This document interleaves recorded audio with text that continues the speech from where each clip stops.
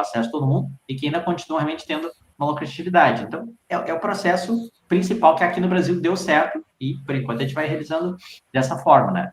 Mas realmente não é uma coisa muito fácil, não, né? Por causa que pensa assim, levar até o gato para uma animação digital, trazer o gato para uma animação digital para contar a cultura daí do Sul, chamar o povo. De repente, você não precisa lançar numa emissora grande. Você lança aqui na internet, que nem o Carlos Bacu faz. Ele está fazendo as produções dele e lança na internet com animação. Por quê? De repente alguém vê, opa, vem aqui, vou conversar com você, gostei da tua animação.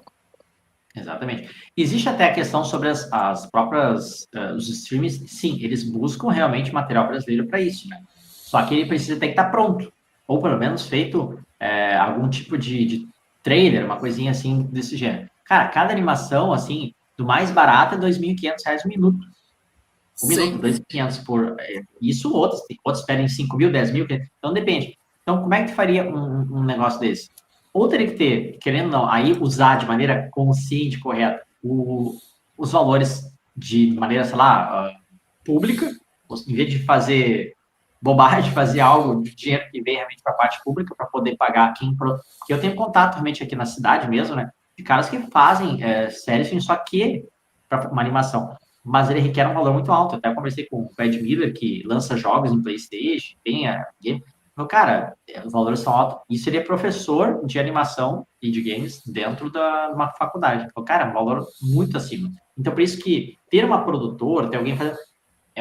no Brasil, é uma coisa muito surreal, né? Então, como uma das coisas que eu tô pretendendo faz anos com o canal, é levar vocês aqui para as escolas. Isso que eu tenho que mostrar. Se a gente quer mostrar a cultura do Brasil, temos que chegar nas escolas, na educação, para mostrar, olha, esse cara aqui produz uma HQ nacional. Vocês não sabiam que esse cara era quadrinista, tem uma editora, se você for ver. Yeah. Isso eu, na verdade, já realizo aqui no Rio Grande do Sul, sou registrado como produtor cultural aqui no estado. Então, eu participo também de feiras do livro. Nem todo estado tem feira do livro, mas pelo menos aqui no Rio Grande do Sul a gente realiza. E eu pipoco pelo estado todo, né? Para a questão de fazer... ano passado foi para o outro lado do estado, foi para cidades próximas, perto da capital. Eu participo de feira do livro porque é um público que vem das escolas. Então, eu faço palestra, bate-papo, oficina de quadrinho. Eu vou mostrando esse processo. Algumas escolas aceitam, outras não ir lá, né? Mas também é importante, fundamental, porque é a base. O leitor, ele começa lá. Eu não vou chegar num leitor de 80 anos, vou te apresentar quadrinho. O foco dele é outra coisa. Então, tem que trabalhar a base, sempre a base, sempre. A Marvel sempre faz isso, trabalha a base. Ele pega um personagem, por exemplo, o Homem-Aranha, que já é um quadrinho adolescente e tal, e ele faz a versão Kids, uma versão menorzinha, para fomentar na cabeça da criança, quanto crescer, tu vai continuar olhando, lendo e assim por diante. Então, lá pedir o dinheiro pro teu pai ou pra tua mãe, vai que o teu próprio dinheiro vai continuar comprando.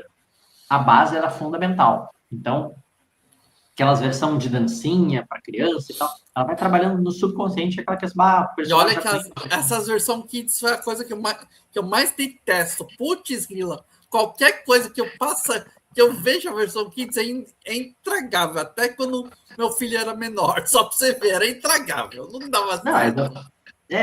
Dá para entender que às vezes não é uma coisa muito fácil isso, mas era a forma como eles enxergavam de poder realizar. O que teria que fazer sempre enxergando realmente assim, o que tu deseja passar, se é só uma musiquinha, se é só passar uma mensagem pequena, porque existem níveis, né? Para pegar uma criança até 5 anos, o foco dela é visual, cor, som, só. A partir de 6 em diante, aí já tem um público que requer uma pequena historinha, né? E assim por diante, né? Então, são Mas públicos você sabe, a gente tá falando da parte educacional, que é uma coisa que eu gosto, e você sabe que as HQs é a porta de abertura para qualquer coisa no mundo, se você ver. Exatamente. É bem isso aí, né? Todo mundo. Como você falou, tá lendo mangá. De repente, do mangá gosta do HQ. Aí conhece outra coisa e vai explorando material que você... Putz, grila, não acredito que tem tudo isso. Por isso que a Turma da Mônica continua ainda sendo... Hoje, claro, não é a detentora do principal, mas ela é realmente, assim, o cerne para leitores, porque eu comecei lendo... mas a gente vai falar o seguinte, o Maurício de Souza, vamos dizer, de uns 30 anos para cá, Maurício de Souza só vive de royalty. Ele só vende o royalty dele para os produtos.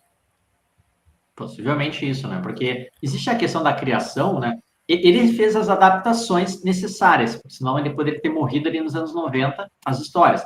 Ele enxergou Sim, ali no início dos anos 2000, opa, o mangá tá em alta, o que a gente tem que fazer? Turma da Mônica Jovem, opa, personagem com aqueles olhinhos mais mangalizado, aquela coisa toda. sim. Anos depois, veio também o selo MSP, ou seja, o caminho já estava pavimentado para que artistas nacionais criassem histórias e o leitor continuasse lendo o personagem em outras histórias que não precisasse ser o modelo infantil. Então, o selo abriu para histórias mais inteligentes, mais adultas, sei lá, mais interessantes, e feito por N artistas. Então, o selo já tem desde o início da década passada, e tá aí, né? Então, realmente é muito importante ter essa abertura. Ele vai enxergando o processo. Claro, agora já tá mais velhinho, tá deixando a mente para os filhos estão tentando focar na questão do filme, de filmes, né? Possivelmente, mas sempre tem que ter a semente, que é os gibis. Isso aí é Sim. É a mesma principal. coisa. A Portal tá fazendo isso. Você tá fazendo a sementinha, tá? Planta ali, planta aqui, Exatamente. prepara o material aqui, recebe avaliação de memorando, prepara. Opa, esse aqui tá vendendo bem. Vamos focar nisso Pra aqui impresso. agora. Impresso. Depois, opa, esse deu uma queda. Vamos recalcular como revender esse material, como chamar mais público. Exatamente. Isso é muito importante sempre enxergar os números, porque, assim, por exemplo, aquele que são histórias, sei lá, seriadas, né? Histórias de capítulos. Fechou 6, 7, 8 capítulos. Então, agora a gente está focando muito em essas histórias. A gente pode fazer 2 formatos. Formato de poucas páginas, 20 e poucas páginas, enfim, para imprimir. E depois, se é um completo, aí tu lança uma versão maior, talvez capa dura, algo assim. Então, a gente vai focar esses próximos anos para isso aí. As histórias do digital, teve boa aceitação, vai para o impresso, no formato 1 a 1, ou depois fazer ele compilado aí também. A própria DC, a Marvel faz isso, então eu enxerguei que é um agora a DC e a Marvel estão lançando todos os ônibus, por causa que eles viram que as histórias antigas estão difíceis de encontrar, eles estão fazendo um ônibus. Só que, dá licença, 450 pau no ônibus, não dá. É o ônibus passando por cima da gente. Por cima e triturando, né? Então a gente tem que focar justamente em entender o público. Vai ter o leitor fã e tal, que talvez vai comprar no grampo, no formato Canô, ou não, tem aquele cara que quer botar lá uma capa dura, tá? Então tem que ter vários públicos, né? Então a gente tem que trabalhar esses 2 formatos, né? E entender também quais são os leitores em si. Uma coisa muito interessante que aconteceu, ainda já vamos fechar daqui a pouco 1 mês, que é surreal, mas é muito interessante saber, né? Por exemplo, a gente fez um contrato com o Emir Ribeiro, que é o pai da Velta, né? A Velta foi lançada nos anos 70, super né? gente boa, amigo meu. O Emir Ribeiro foi uma coisa assim que até hoje eu estou extremamente espantado, né? A gente lançou a HQ dele, da Velta 1, no dia 30 de janeiro, no dia do Quadrinho Nacional, aí para poder, né, tipo, até homenagem e tal lá. Claro que o Tony também continuou publicando as outras lá, mas olha que loucura. Aí ele chegou na plataforma e logo, acho que no dia seguinte, no sábado, 31, ele estava ali entre terceiro lugar, se não me engano, lá. No dia 1º de fevereiro, ele entrou em primeiro lugar, e desde o dia 1º de fevereiro, ele está em primeiro lugar como a HQ mais lida todos os dias, todo dia. São 22 dias que está em primeiro lugar. E eu fico assim, Mas vamos inacreditável. falar, o Emir Ribeiro, o cara é um clássico das HQs nacionais. Ele, o Tony Fernandes, Décio Ramírez, se reúne esses 3, você troca ideia assim por meses. Você vai ver. Exatamente, tanto que o Emir, ele chegou para mim quando a gente fez o contrato e tal, né? Ele já me lançou 16 HQs, então até 2027 tá tranquilo. A gente tem um lançamento. A gente lança uma por mês. Por exemplo, assim, a gente lançou o Medalha 03. Devido ao carnaval, a gente fez, foi uma questão lá na plataforma que a gente lançou na quinta. Na sexta, a gente lançou uma do talk show do James Lee. E agora, entre amanhã ou no máximo terça-feira, vai estar chegando o Corsário, que é do N do Piauí. E no final, na sexta-feira, a gente vai lançar Delta 2. Beleza.